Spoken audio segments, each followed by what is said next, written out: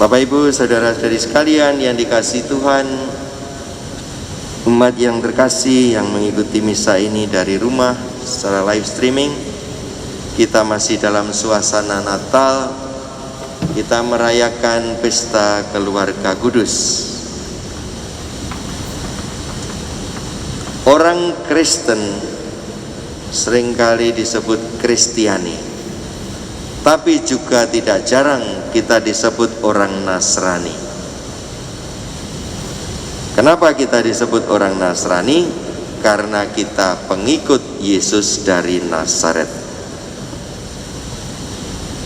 Hanya itu sebetulnya alasannya. Bapak Ibu saudara sekalian, apa yang kita rayakan pada pesta keluarga kudus? Misteri iman apa yang hendak disampaikan supaya kita percayai dan supaya kita hidupi? Bukan hanya perlu diketahui, tapi perlu dipercayai dan sekaligus dihidupi, dihayati. Misteri imannya ialah keluarga itu tempat karya keselamatan terjadi.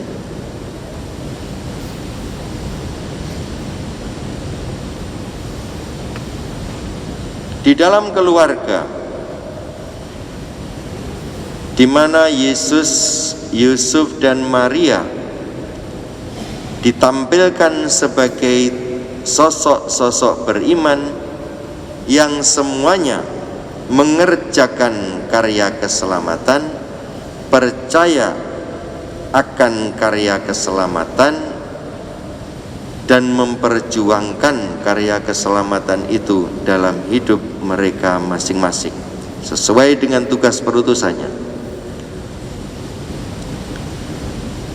Maka Tuhan mau menunjukkan kepada kita melalui pesta ini, dalam keluarga terjadi karya keselamatan.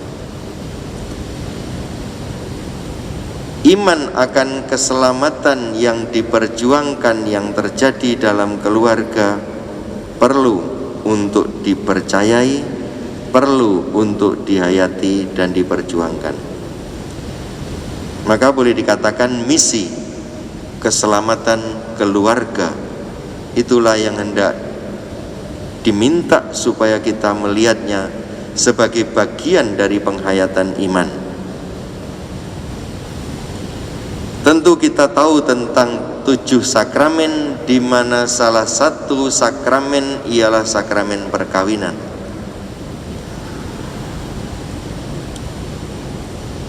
Ada satu kelompok kecil yang disebut dengan keluarga. Bisa dikatakan ini boleh alami, ada sepasang laki-laki dan perempuan menikah, lalu terbentuklah keluarga. Ternyata oleh gereja, persatuan 2 orang yang menikah dipandang sebagai peristiwa sakramen, peristiwa kudus, peristiwa ilahi, di mana cinta sepasang manusia yang manusiawi insani itu cintanya diilahikan,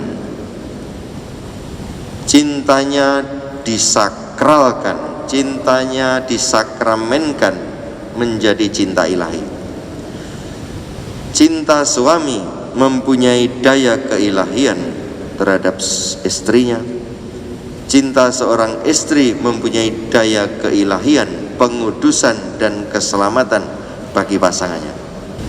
Jadi mau ditonjolkan bahwa sepasang suami istri dalam keluarga punya kemampuan untuk saling menyelamatkan. Tidak hanya sekedar membahagiakan selama di dunia, tidak hanya sekedar mensejahterakan, membahagiakan dalam kurun waktu pendek di dunia, tetapi justru diberikan kemampuan untuk menghantar masing-masing kepada kebahagiaan surga, kebahagiaan kekal. Dan itulah misteri keluarga di dalam ajaran Gereja Katolik. Tentu ini merupakan berkah bagi saudara-saudari dalam hidup berkeluarga. Mungkin ada pertanyaan, bagaimana dengan yang tidak hidup di dalam keluarga? Tidak ada seorang pun yang tidak hidup dalam keluarga. Ada kasus khusus, mungkin anak yang dibuang tidak mengenal keluarga, dan disitulah kita dipanggil sesungguhnya untuk menjadi bagian dari kehidupan anak-anak seperti itu. Karya-karya panti asuhan yang menampung anak yatim piatu merupakan bagian dari karya di mana seorang manusia dianggap dimasukkan dalam keluarga. Kembali kepada pesta keluarga kudus. Sesungguhnya Tuhan menghendaki sebagaimana terjadi dalam diri Yusuf, diri Maria dan Yesus. Menghendaki keluarga yang kita punyai mengetahui tentang rencana keselamatan Allah, mempercayai tentang rencana keselamatan Allah, dan mengambilnya sebagai jalan kehidupan untuk dihayati. Saya seringkali menyampaikan tentang sakramen imamat dengan sakramen perkawinan. Kedua-duanya sakramen. Sakramen imamat mempunyai fungsi dan tugas perutusan keselamatan tersendiri, tapi tidak kalah pentingnya, tidak kalah hebatnya daya penyelamatan dalam sakramen perkawinan. Semoga Bapak Ibu sekalian yang menerima anugerah sakramen perkawinan sungguh mensyukuri, menghargai, menghormati dan menghayatinya dengan penuh keyakinan iman bahwa Tuhan ingin menyelamatkan banyak orang juga lewat penghayatan hidup dalam keluarga. Percayalah, Tuhan mengaruniakan ke dalam keluarga begitu banyak karunia untuk bisa menyelamatkan. Cinta yang insani tadi sudah diilahikan. Makanya kalau gereja mengajarkan tidak terceraikan, karena memang cinta Tuhan yang dilambangkan di dalam perkawinan tidak pernah berakhir, tidak pernah terputus. Di dalam hidup perkawinan, Tuhan juga hendak menunjukkan bahwa kita bisa ikut ambil bagian di dalam karya keselamatan yang bisa kita hayati setiap hari. Kalau mau dikatakan tempat, tidak jauh tempatnya. Kalau dikatakan mengenai biaya, bisa tidak berbiaya. Tinggal bagaimana sesungguhnya karya keselamatan itu kita hayati di dalam keluarga.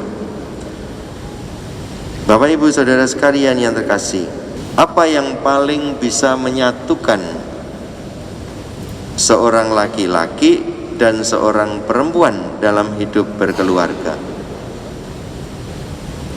Kita meyakini bahwa yang paling bisa menyatukan, yang sungguh-sungguh murni, ialah bahwa mereka berdua saling mencintai.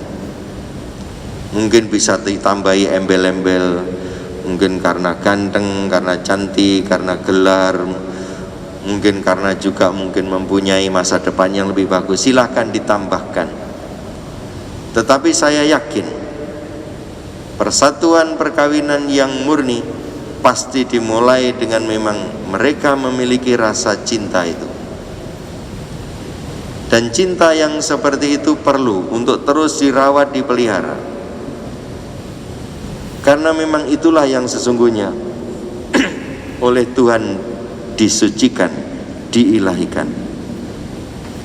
Maka bersama-sama dengan teladan keluarga kudus di Nazaret, mari kita menghayati hidup berkeluarga dengan semangat kekudusan, dengan semangat penyucian, dengan semangat menyelamatkan.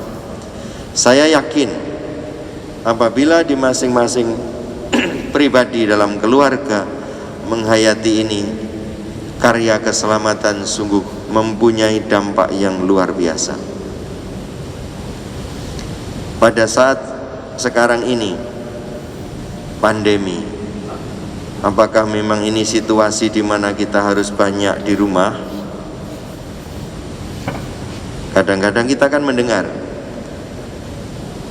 tinggal di rumah bosen, tinggal di rumah menjadi seperti orang yang bodoh karena mau bekerja, tidak ada yang dikerjakan. Ya kalau rumahnya luas, kalau rumahnya sempit, beraneka macam sebab.